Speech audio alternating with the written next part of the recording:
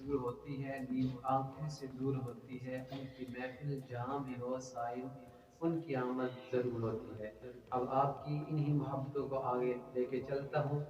نورانی خطاب کے لیے میں دعوت دینے جا رہا ہوں حضرت علامہ مولانا گل شاہد صاحب کہ وہ آئیں اپنے خطاب لاجواب اور آقا علیہ السلام کی نعت سے ہمارے قلوب و اذہان کو منور فرمائیں۔ الحمدللہ رب العالمین والصلاة والسلام علی سید الانبیاء والمرسلین، اما بعد اعوذ باللہ من الشیطان الرجیم، بسم اللہ الرحمن الرحیم۔ پڑھیے الصلاة والسلام علیک یا رسول اللہ، الصلاة والسلام علیک یا حبیب اللہ، الصلاة والسلام علیک یا نبی اللہ وعلى آلك واصحابك يا نور الله۔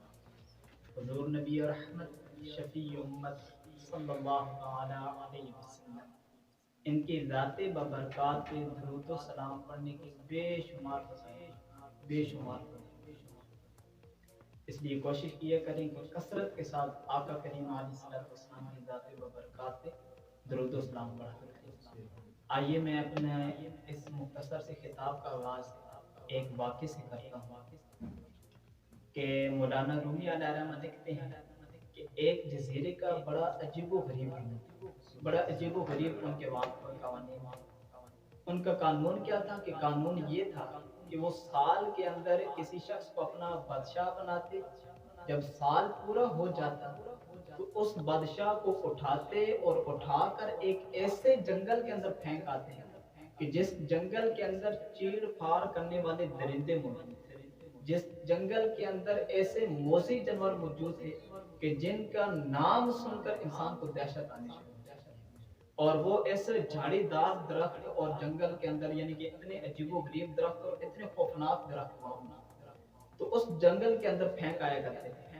تو اسی طرح جب ان کا سال پورا ہوا تو انہوں نے اپنے ایک جو بچہ جو ان کے اوپر حکمرانی کر چکا اس کو اٹھایا اور وہاں پھینک، اور سال کا اگلا دن جیسے شروع ہوا تو اب وہ بیٹھے ہوئے کہ کوئی ہمارے جزیرے پہ جیسے کوئی شخص اترے ہم اس کو اپنا نیا بادشاہ بنائیں۔ یہ ان کا قانون تھا، اور سال کے پہلے دن جو بھی شخص ان کے جزیرے پہ اترتا وہ اس کو اپنا بادشاہ بنا لیا کرتے۔ تو اب کیا تھا کہ ایک شخص ان کے جزیرے پہ آیا، وہ شخص تھا پیشے کے اعتبار سے خدانہ شخص، جیسے ہی ان کے جزیرے پہ اترا تو ان شخص نے بھاگ کے جتنے بھی وہ تمام تھے وہ گئے اور اس کو ہار ڈالے، مالا وغیرہ ڈالی اور مبارکباد دینے لگے۔ تو وہ بڑا پریشان ہوا، حیران ہوا کہ میں پہلی دفعہ اس جزیرے پہ آیا ہوں تاجر کے گھر سے، تو یہ لوگ مجھے یعنی کہ ہار کیوں پہنا رہے ہیں، یہ لوگ مجھے اتنی مبارکباد کیوں دے رہے ہیں؟ تو اس نے پوچھا کہ آپ لوگ مجھے کیوں مبارکباد دے رہے ہیں؟ تو انہوں نے کہا کہ آج سے آپ ہمارے نئے بادشاہ ہیں، آج سے آپ ہمارے نئے حکمران ہیں، تو اس لیے ہم آپ کو یہ ہار پہنا رہے ہیں اور مبارکباد دے رہے ہیں۔ وہ بڑا حیران ہوا، اس نے کہا کہ میں تو پہلی دفعہ آپ کے جزیرے پہ ہوں، میں کیسے آپ کا بادشاہ ہو سکتا ہوں؟ انہوں نے کہا کہ نہیں، آپ ہی ہمارے بادشاہ ہیں، ہمارا یہ قانون ہے، ہمارا یہ رول ہے، آپ کو یہ فالو کرنا پڑے گا۔ تو اس نے کہا کہ چلو ٹھیک ہے، میں کتنے عرصے تک بادشاہ ہوں؟ انہوں نے کہا کہ 1 سال۔ اس نے پھر پوچھا کہ کیا مجھے اس جو پورا سال ہے ہر طرح کی حکمرانی کرنے کی اجازت ہے؟ انہوں نے کہا آپ جو کہیں گے ہم مانیں گے، آپ کے یعنی کہ مکمل آپ کو کسٹڈی دے گی، جو چیز آپ کہیں گے ہر چیز آپ کی یعنی کہ انڈر ہے، جو آپ حکم دے اس کا حکم پورا کیا جائے گا۔ تو اس نے کہا کہ ٹھیک ہے، اس کے بعد آپ لوگ کیا کرتے ہیں؟ انہوں نے کہا کہ ہم ایسے جنگل کے اندر پھینک جاتے ہیں کہ جس کے اندر چیڑ پھاڑ کرنے والے درندے ہیں۔ تو وہ بڑا خوف زدہ ہوا، لیکن اس نے کہا کہ چلے اب آ گیا سب بھی تو اب اس کو نبھانا تو ہے۔ اس نے ایسا کیا کہ اس نے پہلے دن ہی وہاں جا کے آرام نہیں کیا، تخت نشین ہوتا گیا۔ تو اس نے کہا کہ پہلے اس نے فوج کو بھیجے اور کہا کہ جتنے بھی وہاں موذی جانور ہیں، چیڑ پھاڑ کرنے والے درندے، سب کو ختم کر دیا۔ اب ظاہری بات حکم سے اس کا مانا جانا تھا۔ فوج گئی اور وہاں یعنی کہ شروع ہو گئی۔ کچھ عرصے کے بعد اس نے وہاں یعنی کہ لکڑہاروں کو بھیجا اور کہا کہ وہاں جتنے بھی یعنی کہ درخت ہیں ہم سب کو کاٹ دیے ہیں۔ پیچھے لکڑہاروں کی ٹیم پہنچ گئی۔ کچھ عرصے کے بعد اس نے معماروں کی ٹیم بھی بھیجی اور کہا کہ وہاں ایک بہترین محل تیار کیے تھے، تو وہاں ایک بہترین اچھا خوبصورت محل تیار کر دیا۔ اب جب سال پورا ہوا، سال پورا ہونے کے بعد کیونکہ اس نے پورے سال کے اندر وہاں یعنی کہ آرام نہیں کیا، بلکہ اس نے پورے سال کے اندر وہاں اس جنگل کے اندر خوبصورت ایک محل تیار کروایا، ہر قسم کی آسائشیں وہاں رکھوائی، اس نے ہر قسم کی سہولیات وہاں اس نے رکھوا دی، ہر قسم کے اس نے نوکر چاکر وہاں بھجوا دیا۔ تو جب سال پورا ہوا تو ان لوگوں نے کب آئے اور اس کو پکڑنے لگے اور کہا کہ ہم آپ کو زنجیروں کے ساتھ باندھ کے اس جنگل میں پھینک کیا۔ اس نے کہا کہ آج باندھنے کی ضرورت نہیں ہے۔ مولانا رومی علیہ الرحمہ نے بڑی پیاری آگے بات کی، کہتے ہیں کہ وہ شخص کہتے ہیں کہ آج آپ لوگ مجھے باندھ کے نہ لے کے جائیں، وہ اور لوگ تھے کہ جو آتے تھے آ کے تمہارے اوپر حکومت کرتے، عیاشی کرتے، سال گزارتے اور پھر اس کے بعد چیختے چلاتے، لیکن تم پھر بھی پکڑ کے پھینک آتے۔ لیکن میں وہ نہیں ہوں، میں آیا، میں نے محنت کی، میں نے آرام نہیں کیا بلکہ میں نے کام کیا۔ ہم لوگ آج مجھے پھینکے نہ، بلکہ میں نے وہاں کے لیے بہت کچھ اکٹھا کر رکھا ہے، آج میں خود چل کے جاؤں۔ تو مولانا رومی علیہ الرحمہ کہتے ہیں کہ اس سے بڑی پیاری انہوں نے مثال دی اور سمجھایا کہ کہا کہ یہی انسان کے بھی ایک اسی طرح بالکل ہے کہ جو کوئی شخص اچھے اور نیک اعمال کرتے ہیں، اپنی قبر و آخرت کے لیے کچھ اچھے اعمال کر جاتے ہیں، اس کو سنوارنے کے لیے اپنا بہتر کام کر جاتے ہیں، اس دنیا کے اندر آ کے یاشی نہیں کرتا، صبر یعنی کہ آ کے اس دنیا کے اندر یعنی یاشی وغیرہ میں اپنا وقت برباد نہیں کرتا، آتا ہے، محنت کرتا ہے، اپنی آخرت کو سنوارنے کے لیے کوشش کرتا ہے، تو جب اس کو موت کے یعنی کہ فرشتے آتے ہیں تو وہ خوشی کے ساتھ ان کو گلے لگاتے ہیں۔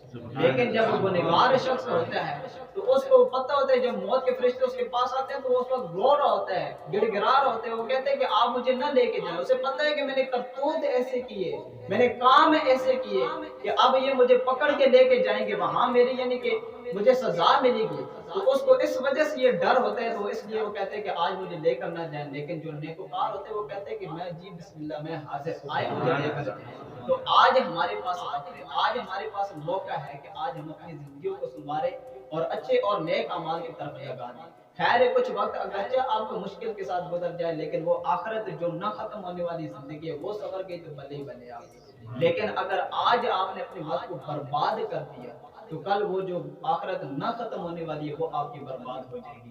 اور دیکھیں کہ آج ہم لوگ یعنی اس چیز کا احساس نہیں کرتے، لیکن دیکھیں کہ حضرت سیدنا عثمان غنی رضی اللہ تعالیٰ عنہ جو قطعی جنتی صحابی ہیں اور آقا کریم علیہ السلام سے 2 مرتبہ جنت انہوں نے خریدی۔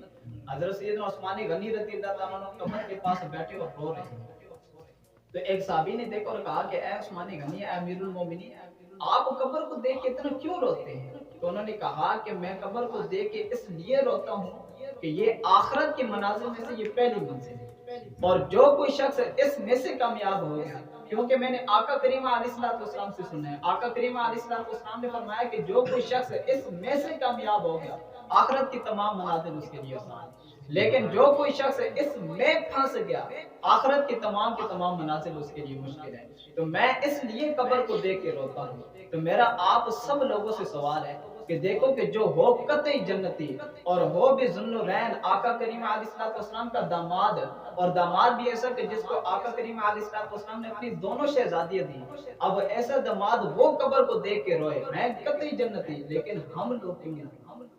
ہمیں تو کوئی پتہ نہیں کہ ہم قطعی جنتی ہیں بھی کہ نہیں، ہمارا یعنی کہ جنت میں جانا پتہ نہیں دیکھا ہوا ہے کہ نہیں، انہیں یہ بھی پتہ تھا کہ میں نے جنت میں جانا ہے، لیکن پھر بھی قبر کو دیکھ کے روتے اور آخرت کی اتنی فکر کرتے۔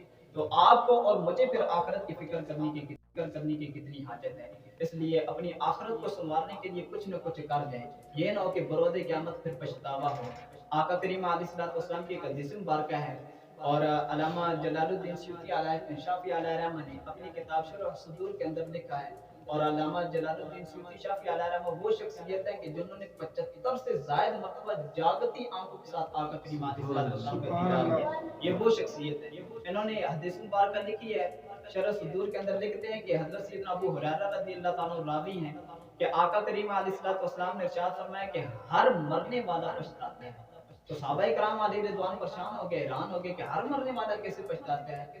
تو صحابہ کرام علیہ رضوان آقا کریم علیہ السلام سے عرض گزار ہوئی کہ یا رسول اللہ صلی اللہ تعالیٰ علیہ وسلم معاملہ سمجھ نہیں آیا۔ آقا کریم علیہ السلام نے ارشاد فرمایا کہ اس لیے کہ ہر مرنے والا اس لیے پچھتاتا ہے کہ جو نیکوکار ہے وہ اس لیے پچھتاتا ہے کہ کاش میں نے اور زیادہ نیک اعمال کیوں نہ کیے کہ آج جنت کے اندر مجھے اور زیادہ درجات مل جائے۔ اور جو गुनहगार है वो कहेगा इसलिए पछताएगा कि काश दुनिया के अंदर मुझे उस वक्त वक्त मिला हुआ था, मैं तौबा कर लेता, अच्छे अमाल कर लेता, नेक अमाल कर लेता, आज मेरी कब्र भी संवर जाती, आखिरत भी संवर जाती। तो इसलिए देखिए कि आज आपके और मेरे पास वक्त है और ये रमजान मुबारक का बड़ा मुकद्दस महीना चल रहा है। तो मैं आप लोगों को यही पैगाम दूंगा कि अपने इस वक्त को समझें, अपनी इस जिंदगी को समझें। इस जिंदगी ने बार बार नहीं मिलना।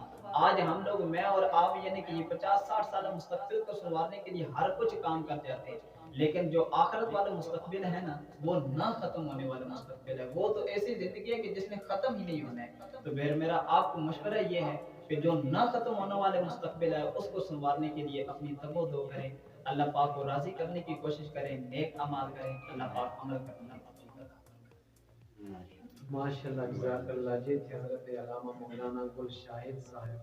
मैं उसवा न्यूज़ की पूरी टीम की तरफ से आपका और मोहतरम जनाब सत्तार भाई का शुक्रिया अदा करता हूँ जिन्होंने हमें अपना कीमती वक्त इनायत फरमाया। इसी के साथ अपने मेज़बान को इजाज़त दीजिए।